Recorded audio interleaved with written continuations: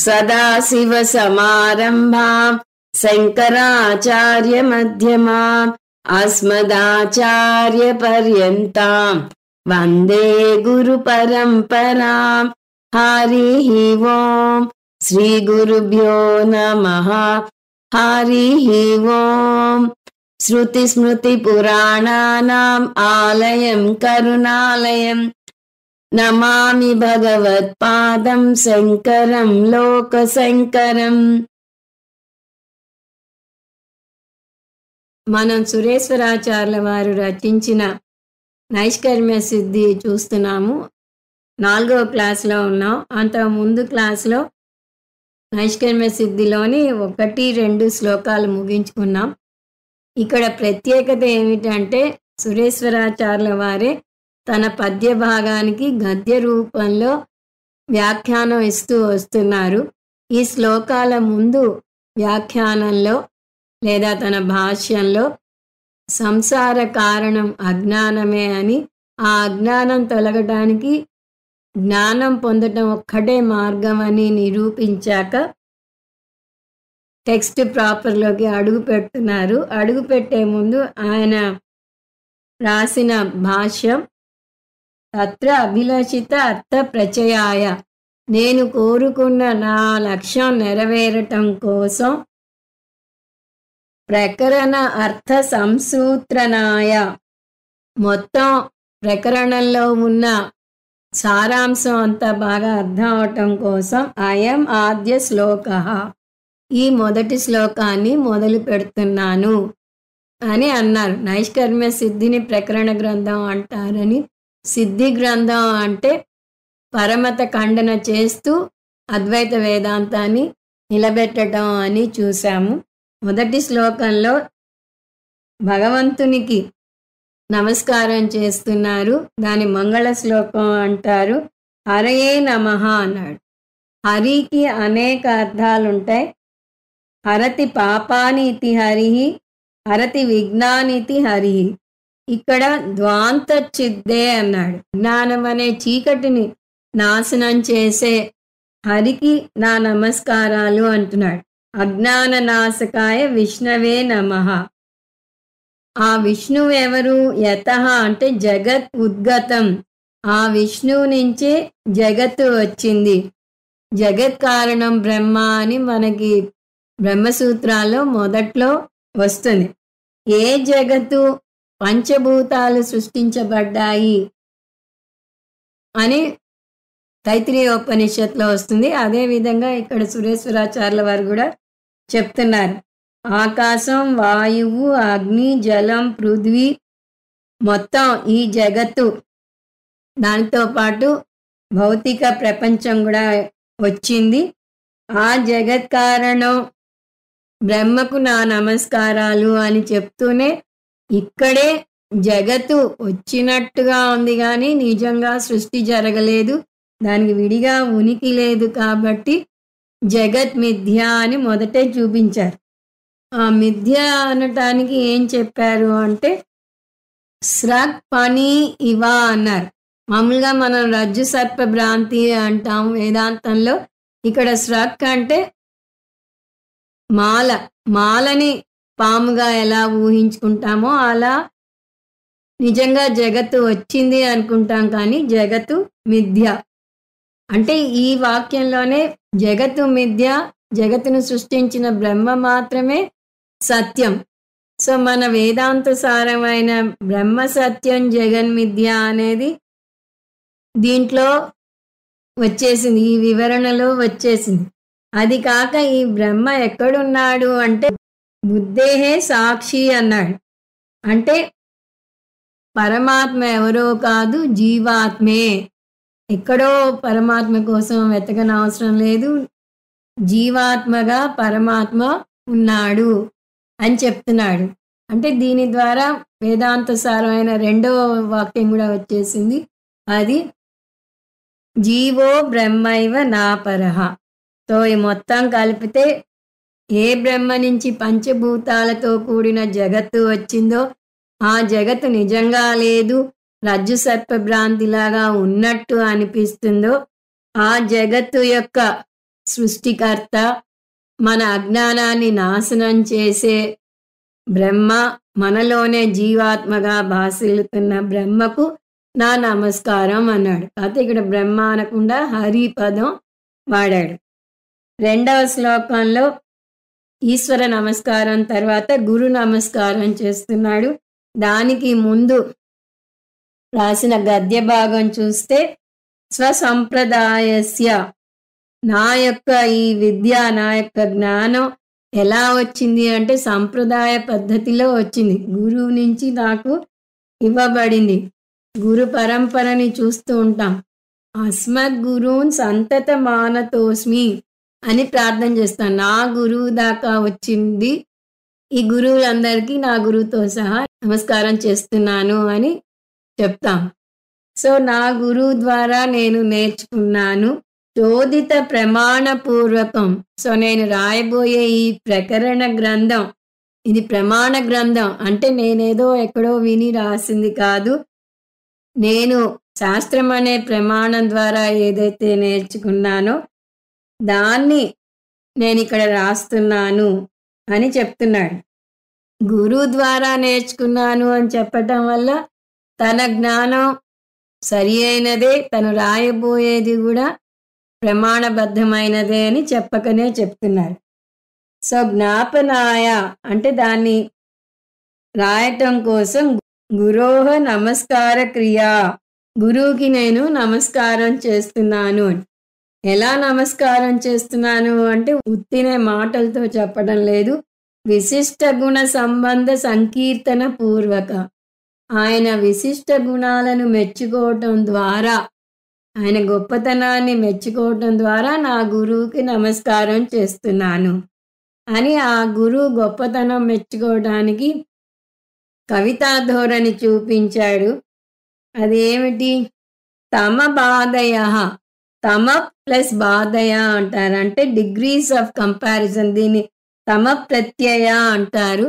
అంటే తరతమ పదాలు సాంస్క్రిట్లో వాడతారు, ఇంగ్లీష్లో ఈఆర్ఈఎస్టి వాడతారు. హ్యాపీ, హ్యాపియర్, హ్యాపీయెస్ట్ వాడతారు. ఇక్కడ గురు, గురుతర, గురుతమ అని వస్తుంది. ఈ ప్రత్యయాలు ఆయన శంకరాచార్యులకి వాడదామని చూస్తే అవి తక్కిన గురువులందరి దగ్గరికి ఒక రౌండ్ తిరిగి వచ్చి వేరే ఎవరైనా ఈయన కన్నా గొప్ప గురువు ఉన్నారా అని చూసి ఎవరూ లేకపోవడంతో వెనక్కి తిరిగి వచ్చి ఈ గురువునే ఆశ్రయించుకున్నాయి అని చెప్తున్నాడు. అతిశయం అలబ్ధ్వా, ఈయన కన్నా శ్రేష్టమైన గురువు దొరకకపోవటం వల్ల ఆవృత్త వెనక్కి తిరిగి వచ్చాయి. అంటే డైరెక్ట్గా చూస్తే శంకరాచార్యుల వారిని మించిన గురువు ఎవరు లేరు అని చెప్పాడు. ఇంతవరకు ముందు క్లాసులో చూసాము. ఇప్పుడు ముందుకు వెళ్దాం. 3 దానికి ముందు ఆయన రాసిన గద్య భాగం. నమస్కార నిమిత్త శ్వాసయావిష్కరణార్థ.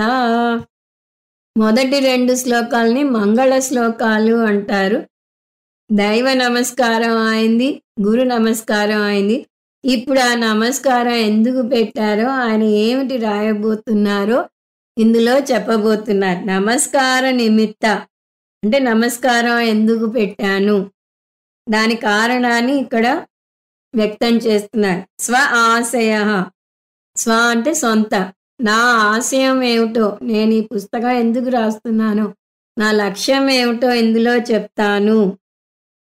ఈ ప్రాజెక్టు కోసం నేను నమస్కారం పెట్టాను అని ఇప్పుడు తన ప్రాజెక్ట్ ఏమిటో, తను దేని గురించి రాయబోతున్నారో ఆవిష్కరణార్థ, అందులో తన ఉద్దేశం ఏమిటో అది చెప్పడానికి అయం శ్లోక అని మనం కలుపుకోవాలి. దానికోసం ఈ శ్లోకాన్ని రాస్తున్నాను అని ఇప్పుడు శ్లోకం చూద్దాం. వేదాంతోదర సంగూఢం సంసారోత్సారి వస్తుగం జ్ఞానం వ్యాకృత్యమపి అన్యైర్వక్ష్యే గుర్వను శిక్షయా. జ్ఞానం వక్ష్యే ఆ పదాలు 2 విడివిడిగా ఉన్నాయి. మనం ఒక చోటికి తెచ్చుకుంటున్నాం. జ్ఞానం వక్ష్యే. జ్ఞానం బోధించటం కోసం, వక్ష్యే అంటే బోధించటం కోసం నేను ఈ గ్రంథాన్ని రచిస్తున్నాను. ఏం జ్ఞానం?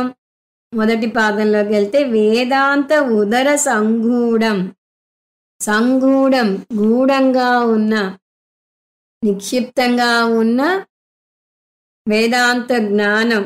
నిక్షిప్తంగా ఎక్కడుంది? ఉదరంలో ఉంది. వేదాంత ఉదరంలో ఉంది. అంటే వేదాంత శాస్త్రంలో నిక్షిప్తంగా ఉంది. ఆ నిక్షిప్తంగా ఉన్న జ్ఞానాన్ని నేను వెలికి తీయబోతున్నాను.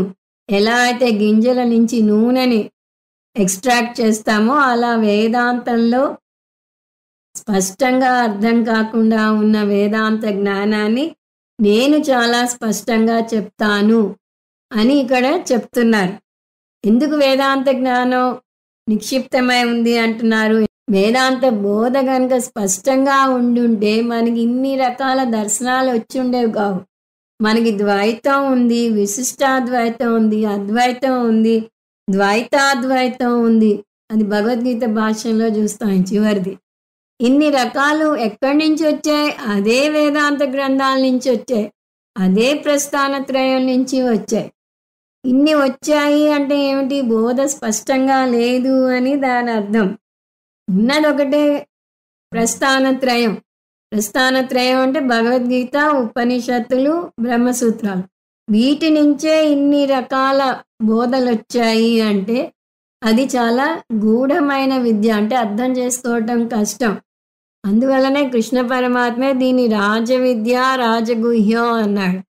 అంతేకాదు కఠోపనిషత్తులోనూ భగవద్గీతలో కూడా వచ్చేది ఏంటంటే బోధించే గురువు దీన్ని ఆశ్చర్యంగా బోధిస్తాడు, నేర్చుకునే శిష్యుడు కూడా ఆశ్చర్యంగా వింటాడు అని.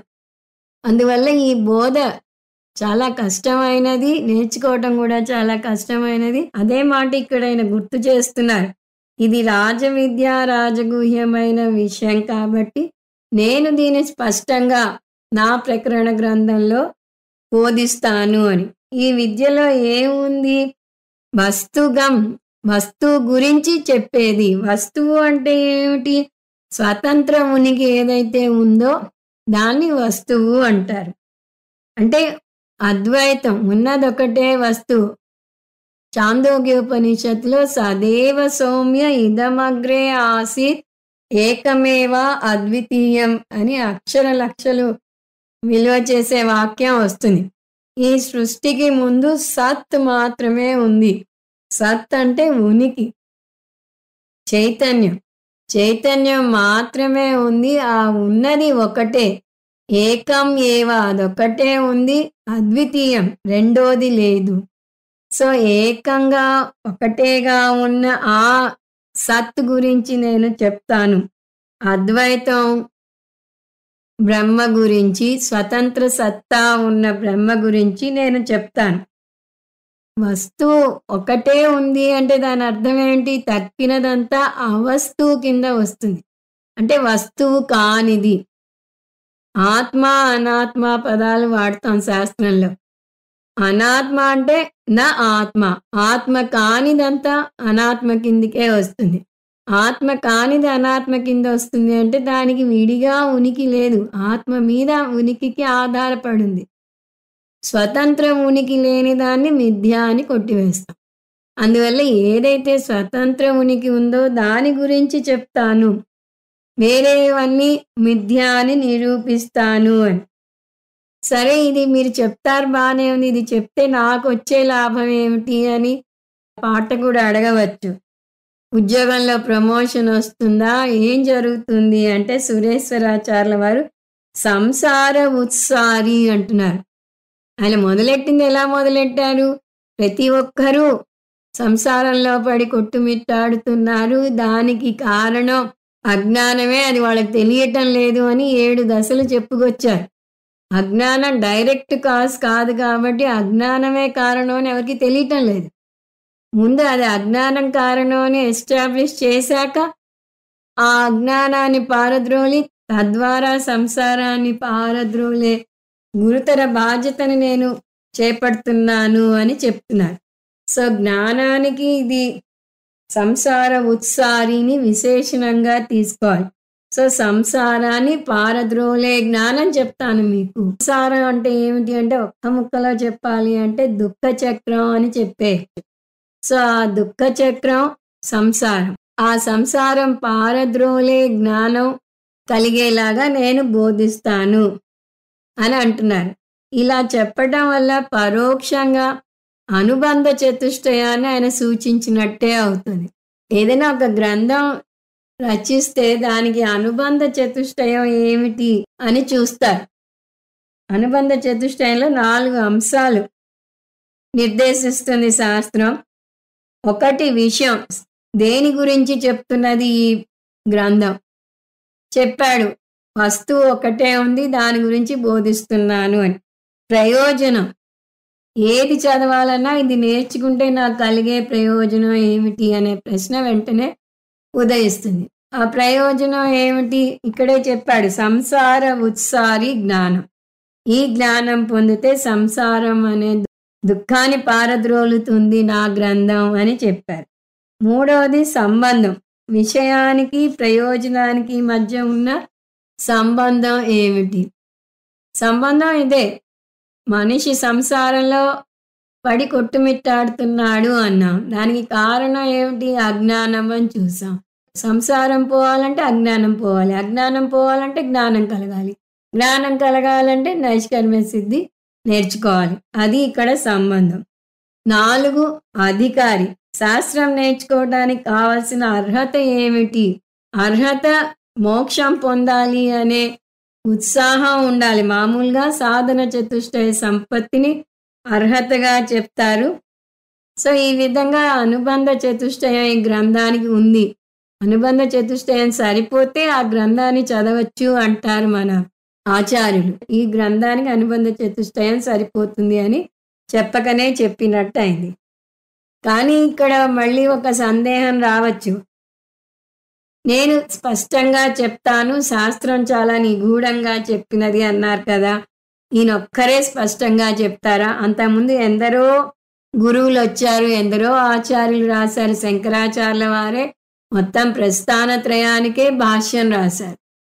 అలాంటప్పుడు ఈయన కొత్తగా వచ్చి ఇంకొకటి ఎందుకు రాయటం అనే సందేహం ఎవరికన్నా రావచ్చేమో. వ్యాకృతం అపి, అంతకుముందే ఆచార్యులు రాసినా కూడా నేను వక్షే అంటున్నా, అయినా నేను మళ్ళీ రాస్తున్నాను. ఎందుకు అంటే నాకు రాయాలన్న తపన కోసం కాదు, నా గురువు నన్ను ఆదేశించారు రాయమని. గురువు మాట శిరోధార్యం శిష్యులకి. గురువు నన్ను రాయమన్నారు అంటే ఇంకా దానికి తిరుగు లేదు, నేను అది రాసి తీరుతాను. గురు అనుశిక్షయా అంటున్నారు. అంటే గురువు నన్ను ఆదేశించారు కాబట్టి నేను రాస్తున్నాను అని కారణాన్ని ఇక్కడ 3వ శ్లోకంలో చెప్పారు. సో 3వ శ్లోకం సారాంశం మళ్ళీ చూస్తే గద్య భాగంలో గురువుకి ఎందుకు నమస్కారం పెట్టాను అంటే నేను చెప్పబోయే విషయం గురించి చెప్పే ముందు నమస్కారం పెడుతున్నాను, నేను చెప్పబోయే విషయం ఇది అని చెప్పి శ్లోకంలో వేదాంత బోధలో నిగూఢంగా ఉన్న విషయాన్ని చాలామంది చాలా రకాలుగా అర్థం చేసుకుంటున్నారు. నేను స్పష్టంగా చెప్పడానికి పూనుకున్నాను. నేను చెప్పబోయే విషయం ఏమిటి అంటే వస్తువు గురించి, స్వతంత్ర సత్తా ఉండి అద్వైతమైన బ్రహ్మ గురించి చెప్పబోతున్నాను. అది కూడా స్పష్టంగా చెప్తాను. ఆ జ్ఞానం పొందితే సంసార ఉత్సారి, సంసారం నుంచి మోక్షం పొందుతారు. నాకు తెలుసు ఇంతకుముందే తక్కిన గురువులు రాశారు అని, నాదొక్కటే కొత్తగా రాబోట్లేదని తెలుసు. అయినా ఎందుకు రాస్తున్నాను అంటే నా గురువు నన్ను రాయమని ఆదేశించారు కాబట్టి రాస్తున్నాను అని చెప్పారు. ఇప్పుడు 4వ శ్లోకంలోకి వెళ్దాం. కిం విషయం ప్రకరణమితి చేత్ తదుపన్యాస. ముందు శ్లోకంలో ఏమన్నారు? దేని గురించి రాస్తున్నానో చెప్తున్నాను అన్నారు, వస్తువు గురించి చెప్తాను అన్నారు. అది జనరల్గా చెప్పారు. ఏం వస్తువు ఏమిటి అనేది చెప్పలేదు. విషయ వస్తువు అంటారు, సబ్జెక్ట్ మ్యాటర్ అని. సో తన సబ్జెక్ట్ మ్యాటరు వస్తువు గురించి అని. ఏమిటా వస్తువు అనేది ఇక్కడ వివరంగా చెప్పబోతున్నారు. సో, కిం విషయ ప్రకరణం, ఇది ప్రకరణ గ్రంథం అనే విషయం మర్చిపోకూడదు. సో, ఈ నైష్కర్మ్య సిద్ధి అనే ఈ ప్రకరణ గ్రంథానికి సబ్జెక్ట్ మ్యాటర్ ఏమిటి ఇతి చేత్ అని ఎవరైనా అడిగితే తదుపన్యాస, దాని వివరం చెప్తున్నాను వినండి, అది బ్రీఫ్గా చెప్తాను అని అంటున్నారు. ఇప్పుడు శ్లోకం చూద్దాం. యసిద్ధా విదమసిద్ధి యద సిద్ధౌ న కించన ప్రత్యగ్ధర్మైకనిష్టస్య యాథాత్మ్యం వక్ష్యతే స్ఫుటం. ఇంతకుముందు చాందోగ్యోపనిషత్తులోని సదేవ సౌమ్య కొటేషన్ చూసాం, అది కొంచెం వివరంగా ఇప్పుడు మళ్ళీ చూద్దాం. సదేవ సౌమ్య ఇదమగ్ర ఆసీత్ ఏకమేవ అద్వితీయం. ఈ సృష్టికి ముందు ఇదం అగ్ర ఆసీత్, ఇదం అంటే ఇదిగో ఈ కనపడుతున్న ఈ జగత్తు పుట్టక ముందు సత్ ఏవ, సత్ మాత్రమే ఉంది. సత్ అంటే ఉనికి మాత్రమే ఉంది. బ్రహ్మ నిర్వచనం సత్ చిత్ ఆనందం బ్రహ్మ. అక్కడ సత్ అనే పదంతో వ్యవహరించబడింది, ఇక్కడ వస్తువు అని సురేశ్వరాచార్యుల వారు వాడుతున్నారు. మనం సత్తు గురించి నేర్చుకున్నప్పుడల్లా దాని యొక్క 5 లక్షణాలని గుర్తు తెచ్చుకోవాలి. అది ఉపనిషత్తుల్లో చూస్తాం. ప్రకరణ గ్రంథం ఉపనిషత్తుల వివరణ అని చూసాం, అందువల్ల అన్నీ ఇక్కడ వివరంగా రావు. మన ఉపనిషత్తుల్లో నేర్చుకున్నవి గుర్తు తెచ్చుకుంటూ ఉండాలి. సో సత్తుకి చిత్తుకి అంటే చైతన్యానికి ఒకటే లక్షణాలు చెప్తాం, చైతన్య పరంగా లక్షణాలు చెప్తాను. అవి చైతన్యం శరీరంలో ఒక భాగం కానీ లక్షణం కానీ దాని నుంచి ఉత్పత్తి అయిన వస్తువు కానీ కాదు. అది స్వతంత్ర వస్తువు, అది శరీరం అంతటా వ్యాపించి దాన్ని ప్రకాశింపజేస్తుంది. చైతన్యం శరీరం సరిహద్దులకే పరిమితం అవదు. చైతన్యం శరీరం నాశనం అయితే నాశనం అవదు, తదనంతరం కూడా ఉంటుంది. చైతన్యం శరీరం లేకపోయినా ఉంటుంది కానీ కనపడదు. దాన్ని ప్రతిబింబింపజేసే మాధ్యమం లేదు కాబట్టి అది కనపడదు. అంత మాత్రాన చైతన్యం లేనట్టు కాదు. ఈ శుద్ధ చైతన్యం అనుభవంలోకి రాదు, వ్యవహారం నడపదు. సరే, సహజంగానే మనకి ఆ సత్ ఎక్కడుందో తెలుసుకోవాలి అనే కుతూహలం ఏర్పడుతుంది. ఆ సత్ ఎవరు అంటే అక్కడ ఒక బాంబ్ షెల్ వేస్తుంది. చాలా ఫేమస్ మహావాక్యం తత్వమసి చాందోగ్యోపనిషత్తులో వస్తుంది. ఆ డెవలప్మెంట్ ఈ విధంగా వస్తుంది. జగత్తు అంటే సద్ బ్రహ్మ ప్లస్ నామరూపాలు.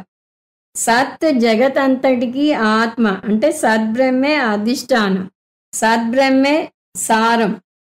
తర్వాత బ్రహ్మ జగత్తుకు అధిష్టానం అంటే బ్రహ్మ లేకుండా జగత్తుకు విడిగా ఉనికి లేదు. అందువల్ల బ్రహ్మ సత్యం, జగన్మిథ్య. బ్రహ్మే జగతంతా అనేక నామరూపాలతో ఉంది. ఉదాహరణకు భూలోక సత్తా భువర్లోక సత్తాగా ఉంది. అందువల్ల సత్జ్ఞానం పొందితే సర్వ విజ్ఞానం కలుగుతుంది అని చెప్తే, అయితే ఆ సద్విజ్ఞానం పొందటం ఎలా అంటే శ్వేతకేతుకి ఉద్దాలకుడు ఇలా చెప్తున్నాడు, సయ ఏషోనిమ, సత్ అణువు కన్నా చాలా సూక్ష్మమైనది. అయితే దాత్మ్యమిదగుం సర్వం, సత్తే అన్నిటికీ ఆత్మ. తత్ సత్యం, అదే సత్యం. స ఆత్మ, ఆ సత్తే జగత్తులో నామరూపాలుగా వ్యక్తమవుతున్నది.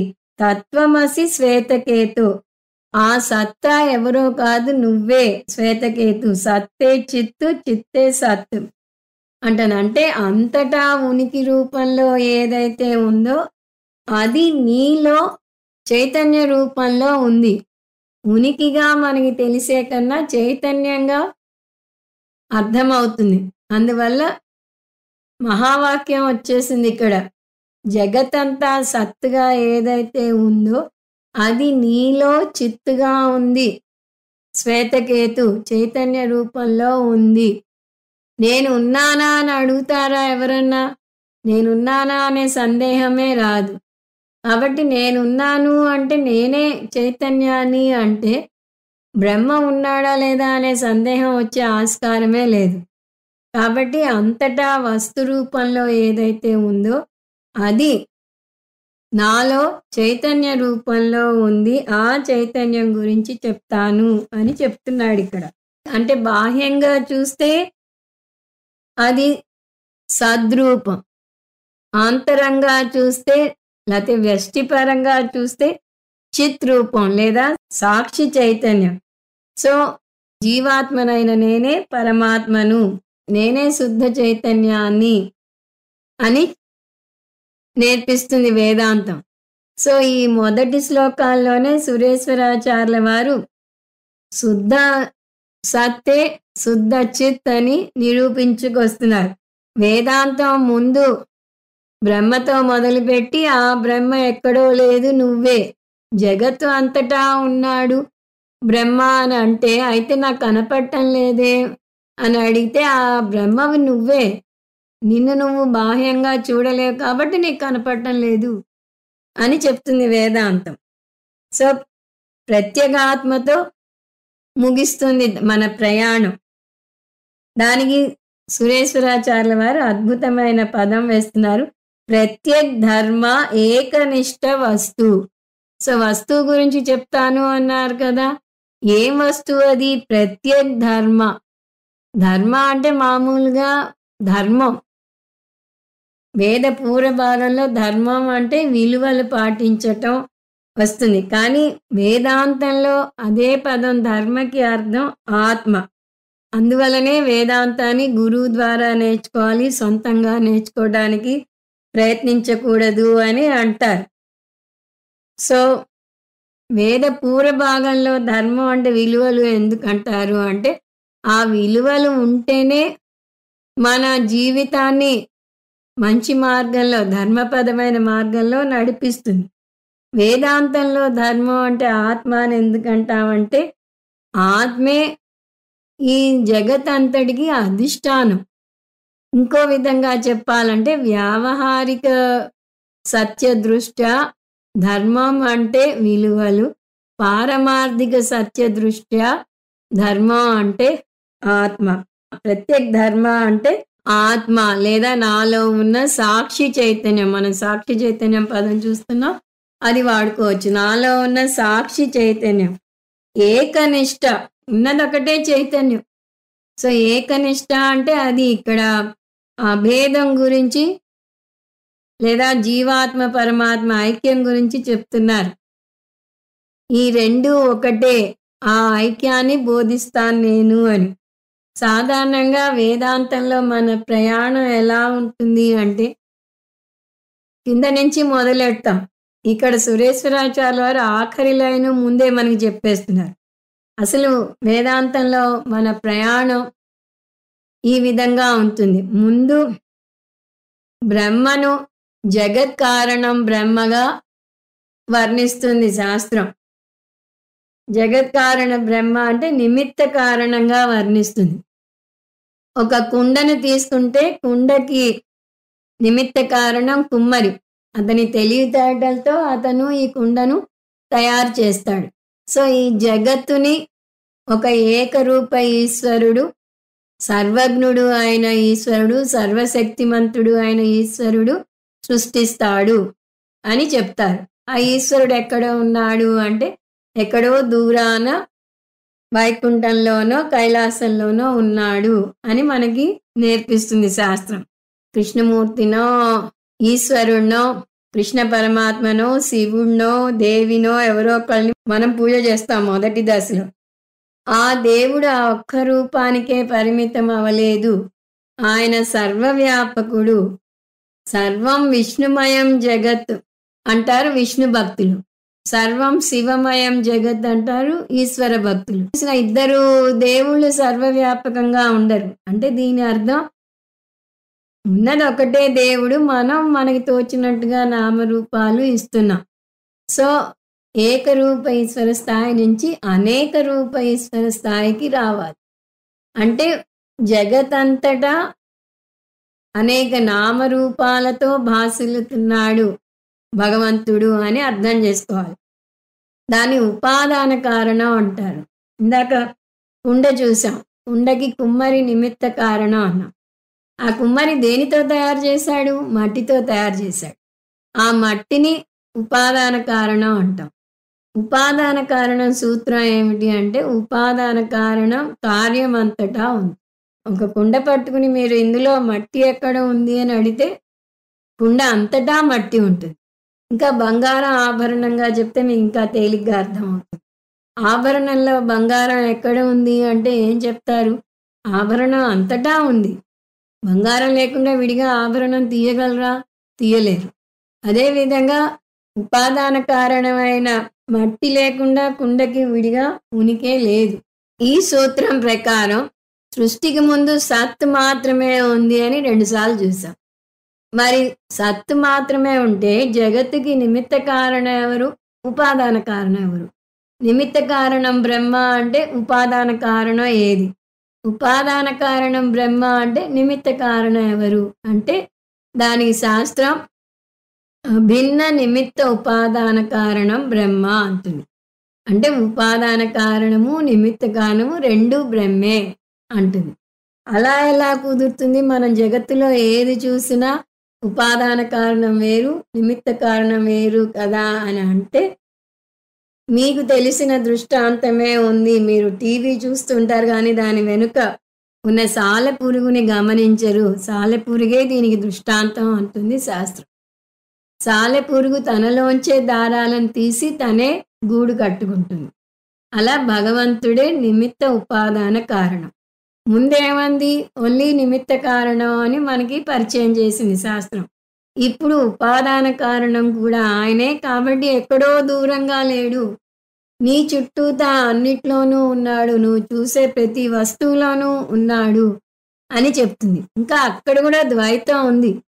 నువ్వు చూసే వస్తువులో బ్రహ్మ ఉన్నాడు. ముందేమో ఎక్కడో దూరాన కైలాసంలోనో వైకుంఠంలోనో ఉన్నాడన్న శాస్త్రం ఇప్పుడు నీ ఎదురుకుండా ఉన్న వస్తువులో ఉంది అని చెప్తున్నది. అది కూడా అర్థం చేసుకున్నాక ఇంకా 3వ దశకి తీసుకెళ్తుంది. ఎక్కడో దూరాన లేడు, ఎదురుకుండా ఉన్న వస్తువులోనూ లేడు, అది నువ్వే.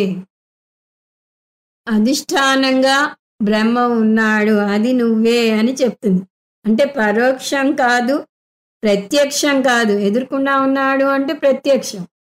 పరోక్షం కాదు, ప్రత్యక్షం కాదు, అపరోక్షం అంటుంది. అంటే అది నువ్వే అని. సో ఎక్కడి నుంచి ఎక్కడికి ప్రయాణం చేశామో చూడండి. భగవంతుడు ఎక్కడో దూరాన ఉన్నాడు అన్న స్థాయి నుంచి ప్రత్యక్షంగా నీ ఎదురుకుండా ప్రతి పువ్వులోనూ, చెట్టులోనూ, మనిషిలోనూ, పుట్టలోనూ, అన్నింటిలోనూ ఉన్నాడు అని చెప్పాక చివరికి అది నువ్వే అని తేల్చి చెప్తుంది శాస్త్రం. వాట్ అన్ ఐ ఓపెనర్ అంటాం. నిజంగా అది నేర్చుకుంటే ఆశ్చర్యం వేస్తుంది. నువ్వు అంటే మళ్ళీ ఈ మోకాలు నొప్పితో బాధపడుతున్న ఈ శరీరం కాదు, రాగద్వేషాలతో నిండిపోయిన మనస్సు కాదు. వీటి రెండింటినీ కూడా సాక్షిగా చూస్తున్న సాక్షి చైతన్యం నువ్వు. కాబట్టి ఆ బ్రహ్మ గురించి చెప్తాను, వస్తువు గురించి చెప్తాను అంటే ఆ వస్తువు ఎక్కడో లేదు. ఆ ప్రయాణం మనకి బయట నుంచి లోపలికి సాగింది. సో ఆ అపరోక్ష బ్రహ్మ జ్ఞానం పొందాం. దానివల్ల ఏమైంది? ఐక్య జ్ఞానం, మహావాక్యం అంటాం. శాస్త్రంలో జీవాత్మ పరమాత్మ ఐక్యాన్ని బోధించే ఏ వాక్యమైనా కూడా మహావాక్యం కిందికి వస్తుంది. ఆ మహావాక్యం ఇక్కడ మనం తెలుసుకుంటున్నాం. సో ఆ బ్రహ్మ నువ్వే అని ఇక్కడ చెప్తున్నారు. సో పద్యంతో ఈ శ్లోకం చూస్తే, యత్ సిద్ధౌ, ఏదైతే సిద్ధమైన వస్తువు అంటే నేను, నా ఉనికి ఉంటేనే ఈ జగత్తుకు ఉనికి ఉంది అనేస్తున్నారు సురేశ్వరాచార్యులు వారు. చూడండి ఎంత అద్భుతమైన వాక్యము. యత్ సిద్ధౌ ఇదమ సిద్ధి, నేనుంటే ఇది ఉంది. ఇది ఏమిటి? నా ఎదుర్కొన్నా ఉన్న ఈ జగత్తు. నేనుంటే జగత్తు ఉంది, నేను లేకపోతే జగత్తు లేదు అంటున్నారు. వెంటనే మీకు సందేహం వస్తుంది. అలా ఎలా కుదురుతుంది? నేను లేకపోతే జగత్తు లేకపోవడం ఏంటి? నేను లేకపోయినా అంటే నేను ఉన్నా లేకపోయినా ఈ జగత్తు ఉంటుంది కదా.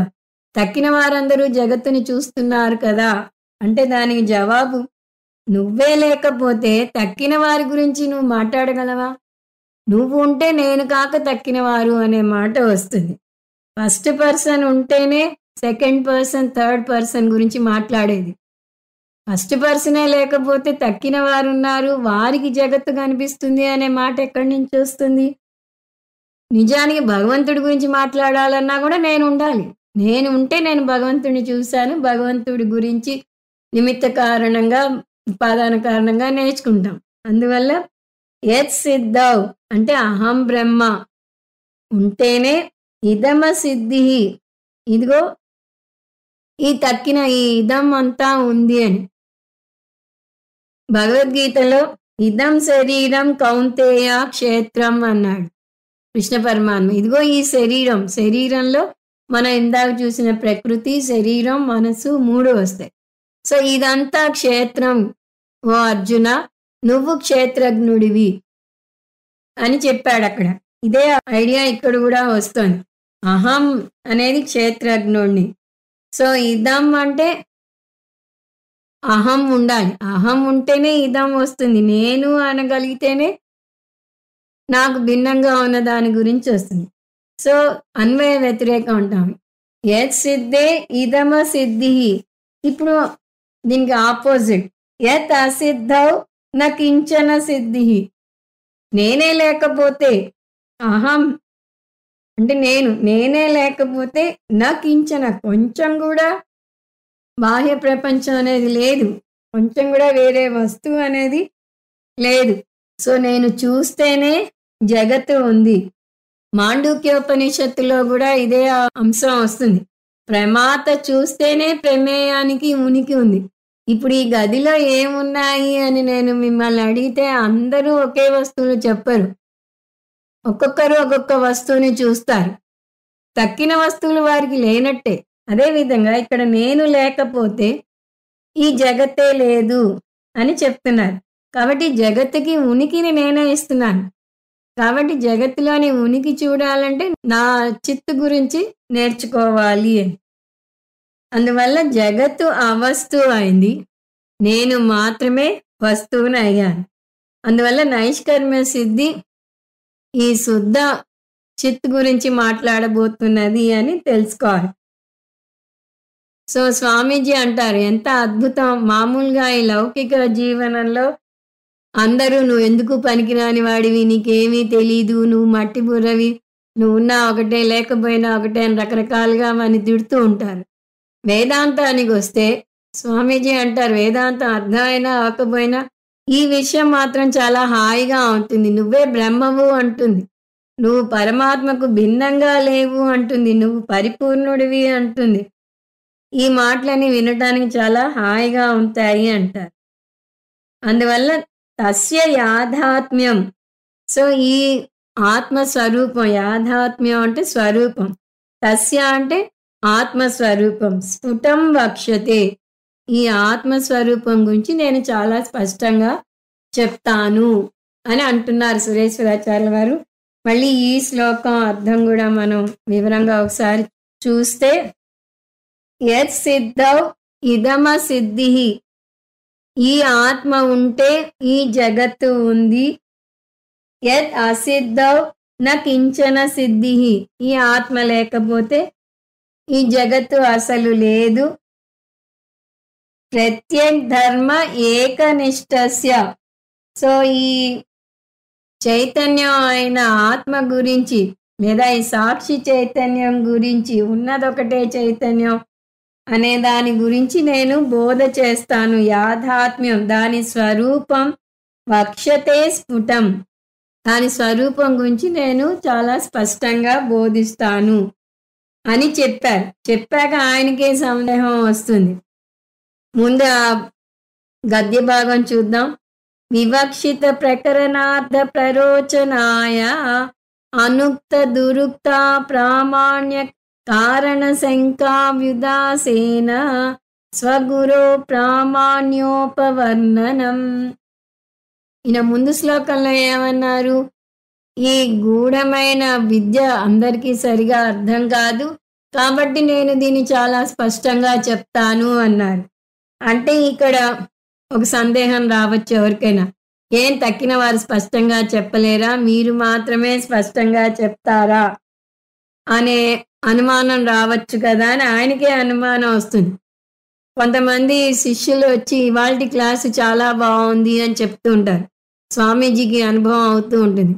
ఇవాల్టి క్లాస్ చాలా బావుంది అంటే దాని అర్థం నిన్నటి క్లాస్ బాలేదు అని వచ్చే అవకాశం ఉంది. అందువల్ల వాళ్ళే మళ్ళీ తడుముకుని లేదు స్వామీజీ రోజు బావుంటుంది అని చెప్తారు. అలా ఒక్కోసారి ఒక్కో వాక్యానికి లేనిపోని ఉపసిద్ధాంతాలు వస్తూ ఉంటాయి. ఇవాళ బాగున్నావు అంటే ఇన్నాళ్ళు బాలేనా అనే అర్థం వస్తూ ఉంటుంది. ఇక్కడ కూడా సురేశ్వరాచార్యుల వారికి అనుమానం వస్తుంది. నేను చాలా స్పష్టంగా చెప్తాను అంటే మీ గురువు గారైన శంకరాచార్యుల వారు సరిగా చెప్పలేదా? ఆయనకన్నా మీరు బాగా చెప్తారా అని ఎవరైనా అడుగుతారేమో అని మా గురువుగారి బోధలో ఏ విధమైన లోపము లేదు. ఆయన బోధలో వంకలెన్నడానికి నేనెంతటి వాడిని అనే అర్థం వచ్చేలాగా చెప్తున్నారు. ఏదైనా ఒక బోధ ప్రామాణ్యం కాలేదు అంటే దానికి 2 దోషాలు ఉండే అవకాశం ఉంటుంది. వాటిని అనుక్తం, దురుక్తం అంటారు. అనుక్తం అంటే ఒక గురువు ఒక బోధలో చెప్పాల్సిన అంశాలన్నింటినీ స్పష్టంగా చెప్పాలి. ఏ ఒక్కదాన్ని వదలకూడదు. కొంతమంది స్పష్టంగా చెప్పరు. అందువల్లనే ఇప్పుడు కమ్యూనికేషన్ గ్యాప్ అంటూ ఉంటారు. కొన్ని వాళ్ళకి అర్థమవుతుందిలే అనో, వాళ్ళకి తెలుసులే అనే ఉద్దేశంతోనో కొన్ని ఎగరగొట్టేస్తారు. అందువల్ల వాళ్ళ బోధ స్పష్టంగా ఉండదు. చెప్పాల్సినవన్నీ చెప్పరు. దురుక్తం అంటే చెప్పాల్సిన అంశాన్ని తప్పుగా చెప్పడం. గురువుకే సరిగా అర్థం కాకపోతే ఆయన తప్పుగా కన్వే చేసే ప్రమాదం ఉంది. కానీ శంకరాచార్యుల వారికి తప్పుగా అర్థమయ్యే ఆస్కారమే లేదు. అనుక్తంకి అసలే చోటు లేదు. ఆయన ప్రతి చిన్న పదాన్ని విశ్లేషిస్తూ శంకరాచార్యుల వారి భాష్యం చదివితే మన స్వామీజీ అన్నట్టు ఆయన కాళ్ళకి నమస్కారం చేసి అసలు కాళ్ళ మించి లేవబుద్దేయదు. అంత బాగా ఉంటుంది ఆయన జ్ఞానం కానీ, ఆయన విశ్లేషణ కానీ, ఆయన రాసే భాష్యం కానీ. అందువల్ల ఆయన చెప్పకుండా వదిలేసినది ఏదీ లేదు. తప్పుగా చెప్పినది ఏదీ లేదు. భగవద్గీతని సరిగా అర్థం చేసుకోవాలంటే ఒక శంకరాచార్యుల వారి భాష్యమే దానికి ఆధారం. కృష్ణ పరమాత్మ నేను నేను నేను అని వాడిన చోటల్లా నేను ఎవరో శంకరాచార్యుల వారు శాస్త్రాన్ని ఆధారంగా చేసుకుని అంటే వేదాలను ఆధారంగా చేసుకుని వివరించుకొస్తారు. ఆయన బోధల్లో కానీ ఆయన రచనల్లో కానీ మనం తప్పు పట్టలేం. అప్రామాణ్య కారణం లేదు. ఆయనది ప్రమాణం కాదు అని చెప్పడానికి లేదు. కాబట్టి ఆయన బోధన నేనేదో మెరుగుపరచడానికి రాస్తున్నాను అని అనుకోకండి. అనుక్త దురుక్త అప్రామాణ్య కారణ శంకాభ్యుదాసేన. ఎవరికైనా ఆయన రాసిన దాంట్లో అనుక్తం కానీ దురుక్తం కానీ అనే లోపం ఉందేమో, అందువల్ల రాస్తున్నానేమో అనే శంక ఏదైనా ఉంటే విదాసేన దాని పారద్రోలుతున్నాను. స్వగురోహో ప్రామాణ్య ఉపవర్ణనం. స్వగురో నా గురువు రాసినది ప్రామాణ్యం, దానికి ఇంకా తిరుగులేదు. గురువు చెప్పింది వేదవాక్కు. మన గురు పరంపరలో అది స్పష్టంగా కనిపిస్తూ ఉంటుంది. ప్రతి గురువుకి తన గురువు మీద చాలా అభిమానం ఉంటుంది. మన గురువు కూడా దయానంద స్వామీజీ, చిన్మయానంద స్వామీజీ పేరు చెప్పకుండా తన బోధ చెయ్యరు. గురువు మీద అంత నమ్మకం లేకపోతే వారు బోధ చేయలేరు. అందువల్ల స్వగురో ప్రామాణ్య ఉపవర్ణనం. ఆయన గొప్పతనం కీర్తించటానికే నేను ఇది రాస్తున్నాను కానీ ఆయనని తప్పుపట్టడానికి కాదు అని చెప్తున్నారు. సరే, గురువు బాగా చెప్పారు అని ఎందుకు చెప్పడం అంటే దానిలో ఒక గూఢార్థం ఉంది. గురువు బోధ సరిగా లేదనుకోండి, ఈయన బోధ ఎలా ఉంటుందో అని మనకి సందేహం వస్తుంది. తండ్రి గాడిద కొడుక అని తిడుతూ ఉంటారు. అంటే తండ్రి గాడిద అయినట్టు అర్థం వస్తుంది. అలా ఇప్పుడు గురువు బాగా చెప్పలేదు అని ఈయన విమర్శిస్తూ ఈయన రాస్తే, గురువే సరిగా చెప్పకపోతే గురువు చెప్పిన దాని నుంచి నేర్చుకున్న ఈయన బోధ ఎలా ఉంటుంది అనే సందేహం మనకి రావచ్చు. కాబట్టి నా గురువు బాగా చెప్పినాను, ఆయన చెప్పింది చెప్పినట్టుగా మీకు చెప్తున్నాను అని చెప్తున్నారు. గురువు బాగా చెప్పారు. ఆయన చెప్పింది చెప్పినట్టు నేను చెప్తున్నాను అని ఎందుకు నిరూపించాలి అని ఇంకొక ప్రశ్న. మనిషి సందేహాల పుట్ట. ఎవరేం చెప్పినా దాని నుంచి ఒక ప్రశ్న రేపుతాం. సో ముందు ఏం గురువు బాగా చెప్పలేదా? నువ్వు గురువుని మించిన శిష్యుడివా అనే ప్రశ్న వస్తే, లేదు గురువు చెప్పిన దాంట్లో ఏమీ దోషం లేదు. గురువు చెప్పిన దాంట్లో దోషం లేదు అని ఎందుకు చెప్తున్నారు? గురువు చాలా బాగా చెప్పారు అంటే ఆ గురువు తగ్గ శిష్యుణ్ణి నేను కూడా బాగానే చెప్తాను అని నిరూపించుకోవటం అవుతుంది. తను కూడా బాగానే చెప్పగలడు నిరూపించుకోవటం ఎందుకు అంటే ఆయన బాగా చెప్పగలరు అంటేనే మనం ఈ నైష్కర్మ్య సిద్ధి నేర్చుకుంటాం. లేకపోతే ఏమో ఈయన ఎలా రాశారో ఏమిటో ఎందుకు వచ్చిన గొడవ, ఇది వద్దులే అని పారిపోయే ప్రమాదం ఉంది. సో ఈ ఆలోచన పరంపరని మనం అర్థం చేసుకోవాలి. ఈ నైష్కర్మ్య సిద్ధి బాగుంది అని ఎందుకు చెప్తున్నారు? నైష్కర్మ్య సిద్ధి బాగుందంటేనే కదా మనం 2వ క్లాస్కి వెళ్తాం, లేకపోతే ఇక్కడే ఆగిపోతాం. సో ముందు తన పుస్తకం చదవాలి అంటే తన జ్ఞానాన్ని నిరూపించుకోవాలి. తన జ్ఞానాన్ని నిరూపించుకోవాలి అంటే తనకు బోధించిన గురువు చాలా బాగా చెప్పారు అని నిరూపించాలి. అందువల్ల వివక్షిత ప్రకరణార్థ ప్రరోచనాయ అంటే ఉత్సాహం కలగజేయటం కోసం. ప్రకరణార్థ ఇది ప్రకరణ గ్రంథం అని మర్చిపోకూడదు అని చూస్తూ వస్తున్నాం. సో ఈ ప్రకరణ గ్రంథాన్ని బాగా అర్థం చేసుకోవటం కోసం వివక్షితం, నేను బోధించబోయే ఈ ప్రకరణ గ్రంథం మీద మీకు శ్రద్ధ ఏర్పడటం కోసం ఇంత చెప్పుకొస్తున్నాను అంటున్నారు. అంటే గురువుని మెచ్చుకుంటున్నాను అని. ఇప్పుడు శ్లోకం చూద్దాం. గురుక్తో వేదరాద్ధాంతః తత్ర వో వ్యక్ష్మ్య శక్తితః సహస్రకిరణ వ్యాప్తే ఖద్యోతః కిం ప్రకాశయేత్. సో ఈ శ్లోకంలో మంచి ఎండాకాలంలో మిట్ట మధ్యాహ్నం ప్రకాశవంతంగా కిరణాలు వెదజల్లే సూర్యునితో పోలుస్తున్నారు ఆది శంకరాచార్యుల వారిని. అసలే సూర్యుడి కాంతి ఎక్కువ, అది మిట్ట మధ్యాహ్నం ఎక్కువ, అందులోనూ వేసవి కాలంలో ఇంకా ఎక్కువగా ఉంటుంది. ఆ ఎండ వేడిని మనం తట్టుకోలేం. అంత ఎండలో ఒక మినుగురు పురుగు ఆ సూర్యుడిని ప్రకాశింపజేయాలి అని ప్రయత్నిస్తే ఎంత హాస్యాస్పదంగా ఉంటుందో, అంత ఘనకీర్తి గల తన గురువు చెప్పిన దాన్ని తను చెప్పబోవటం అంతే హాస్యాస్పదంగా ఉంటుంది అని చెప్పుకుంటున్నారు. ఇక్కడ తనను తాను ఒక చిన్న మినుగురు పురుగుతో పోల్చుకుంటున్నారు. మినుగురు పురుగు రాత్రే సరిగా కనపడదు, అలాంటిది పట్టపగలు అంత నడినెత్తి మీద సూర్యుడు ప్రకాశిస్తున్నప్పుడు అది ఏం కనిపిస్తుంది? అసాధ్యం. అందువల్ల నేను చేసే చర్య ఎలా ఉందంటే ఈ మినుగురు పురుగు సూర్యకాంతిని ప్రకాశింపచేద్దామని ప్రయత్నించినట్టుగా ఉంటుంది అని చెప్తున్నారు. వేదాంత రాద్ధాంత, మన మామూలుగా ఎందుకు ఇలా రాద్ధాంతం చేస్తాం అంటాం. ఇక్కడ రాద్ధాంతం అంటే అది కాదు, సిద్ధాంతం. సో వేదాంతంలో ఉన్న సిద్ధాంతాన్ని, రాద్ధం అంటే సాధించినది, అంతః అంటే సాధించిన దాని యొక్క సిద్ధాంతం అంటే సారం. వేదాంత సారం ఏంటి? మన మొట్టమొదటి శ్లోకంలోనే చూసాం. బ్రహ్మ సత్యం జగన్మిథ్య జీవో బ్రహ్మైవ నాపరః. ఈ సిద్ధాంతాన్ని నా గురువే చాలా స్పష్టంగా నిరూపించారు. గురు ఉక్తః, నా గురువు దీన్ని బాగా ఎస్టాబ్లిష్ చేశారు. ఎక్కడ చెప్పారు? ప్రస్థానత్రయంలో చెప్పారు, ప్రకరణ గ్రంథాలలో కూడా చెప్పారు. శంకరాచార్యుల వారే ఎన్నో ప్రకరణ గ్రంథాలు రాశారు.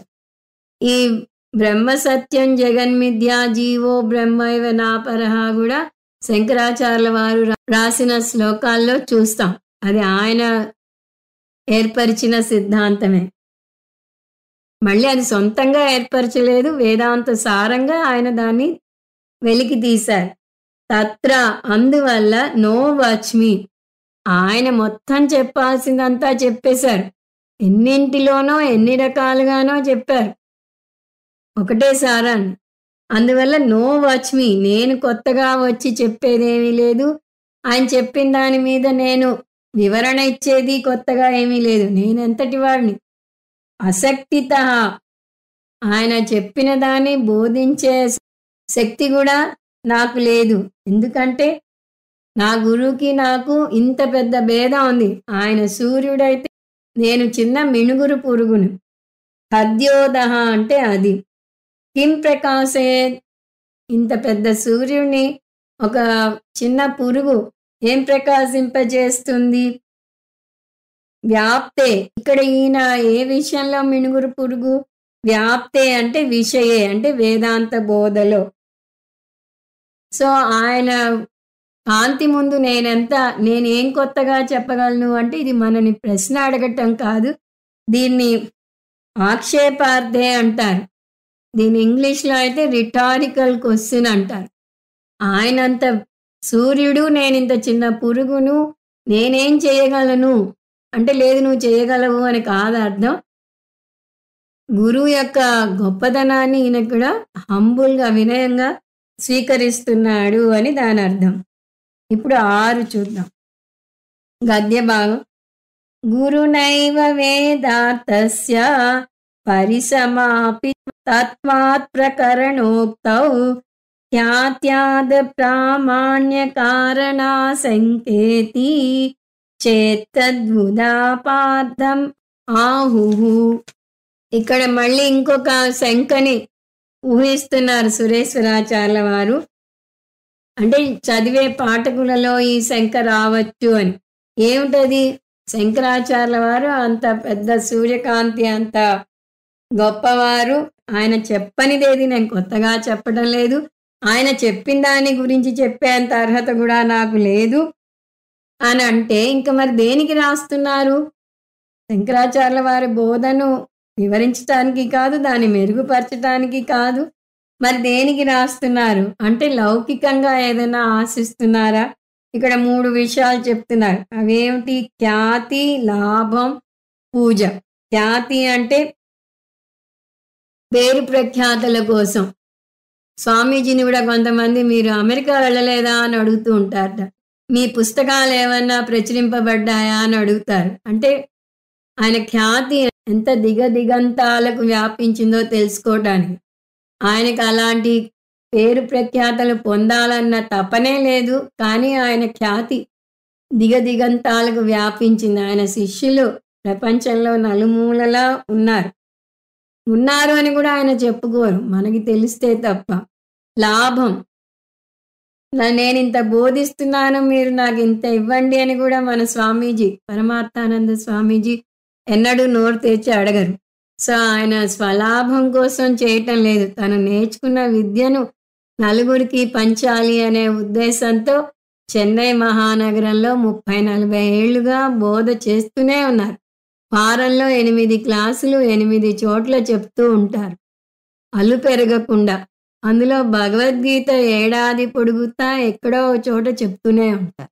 ఆ విధంగా ఇక్కడ సురేశ్వరాచార్యుల వారు కూడా అంటున్నారు, నేను లాభం పొందాలి అని కానీ, ఖ్యాతి పొందాలి అని కానీ ఈ పుస్తకం రాస్తున్నానేమో అని అనుకుంటారేమో. 3వ కారణం పూజ.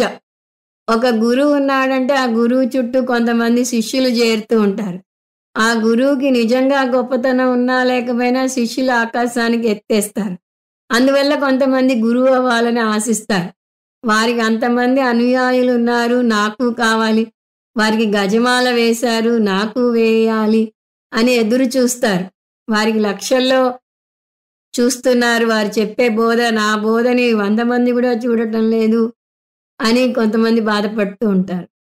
అలాంటిది ఏదన్నా ఈయన సురేశ్వరాచార్యుల వారు ఆశించి పుస్తకం రాస్తున్నారా అని శంక రావచ్చు పాఠకులు ఎవరికైనా. కానీ అలా శంక వచ్చిందనుకోండి, అప్పుడు ఇతని గ్రంథం ప్రామాణ్య గ్రంథం అవదు. ఎందువల్ల అంటే జ్ఞానికి ఏ కోరిక ఉండకూడదు. ఈ 3 లౌకిక విజయాలు కోరేవి. ఖ్యాతి, లాభం, పూజ లౌకిక విజయాల కోసం ఆశించేవి. జ్ఞాని లౌకిక విజయాలు ఆశించకూడదు, ఆశించడు నిజమైన జ్ఞాని అయితే. ఎందుకంటే అతను నేను శరీరం కాదు అనుకుంటాడు. నేను మనస్సు కాదు అని అర్థం చేసుకుంటాడు. ఇవన్నీ మనశ్శరీరాలకి కావాల్సినవి. ఒకవేళ అవి కోరాడు అంటే అతనిలో పూర్ణత్వ భావన ఇంకా రాలేదు. జ్ఞాని ఆత్మన్యేవాత్మనా తుష్టః అని కృష్ణ పరమాత్మ చెప్పాడు. ఆత్మలోనే రమిస్తాడు. ఇతను ఆత్మలో రమించటం లేదు అంటే దీని ఉద్దేశం ఇతనికి ఆ ఆనందం ఇంకా రాలేదు అని. అతనే జ్ఞాని కాకపోతే మీరు ఈ నైష్కర్మ్య సిద్ధి చదివితే మీకు జ్ఞానం కలుగుతుంది. మీరు జ్ఞాన నిష్ఠలో నిలబడతారు. పూర్ణత్వ భావన పొందుతారు అంటే ఎవరు చదువుతారు? అందువల్ల ఇక్కడ స్పష్టం చేస్తున్నాడు. అలాంటి శంక గనుక మీకుంటే నేను దానికోసం రాయటం లేదు సుమా అని. అంతకుముందు సో గురునా ఏవ గురువు యొక్క వేదాంతస్య పరిసమాపితత్వాత్ గురువే అంతా వేదాంత సారం చెప్పేశారు, నేను కొత్తగా చెప్పేదేమీ లేదు అని చెప్తూ ప్రకరణ ఉక్తే అయినా కూడా ఈ ప్రకరణం రాస్తూ ఉంటే ఖ్యాత్యాది అప్రమాణ్య కారణం. ఎవరైనా ఖ్యాతి ఆది, ఖ్యాతి కాకుండా ఇంకో రెండు చూసాం. అవేంటి? లాభం, పూజ. ఇవేమన్నా ఆశించి రాస్తున్నావా అని ఎవరైనా అంటే గ్రంథన ఉదీర్యతే రాస్తున్నావా అని అంటే ఆశంకా చేత్ ఎవరికైనా ఇటువంటి ఒక శంక గనక ఉంటే తద్విదాసాయార్థం ఆహా ఆ శంకని పారద్రోలటం కోసం నేను చెప్తున్నాను అని చెప్తున్నారు. ఆ శ్లోకంలో ఏం చెప్పారో వచ్చే క్లాస్లో చూద్దాం. ఓం తత్సదితి. సర్వం శ్రీకృష్ణార్పణమస్తు. ఓం పూర్ణమద పూర్ణమిదం పూర్ణాత్ పూర్ణముదచ్యతే పూర్ణస్య పూర్ణమాదాయ పూర్ణమేవావశిష్యతే. ఓం శాంతి శాంతి శాంతి. హరి ఓం. శ్రీ గురుభ్యో నమః. హరి ఓం.